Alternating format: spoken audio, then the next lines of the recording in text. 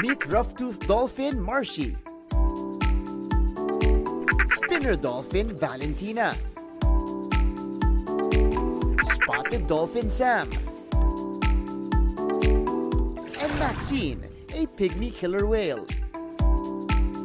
But they're not your ordinary marine mammals. Dahil alam nyo bang biktima sila ng stranding at dynamite fishing? Taong 2004 na-rescue si Sam sa Samal, Bataan. Sa San Juan, Ilocos Sur naman nakitang stranded si Maxine noong December 2022 na nagkaroon ng pulmonary infection. Si Marshy natagpo ang may mga sugat sa katawan sa Dunsol, Pangasinan, May last year.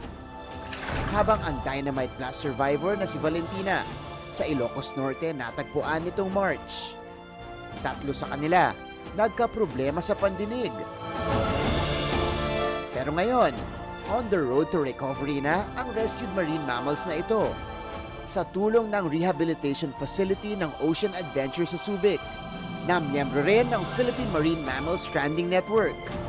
Dinadala sila doon sa rehab pen.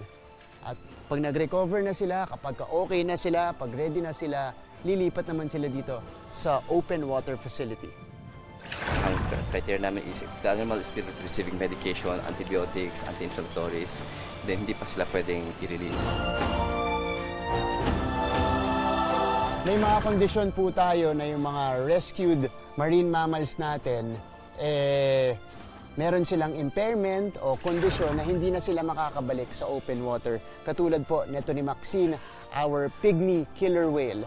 Medyo po bingi na yung kabilang side niya. So pag bumalik siya sa open water, delikado na para sa kanya. Para sa GMA Integrated News, ako si Martin Javier. Nakatutok 24 oras.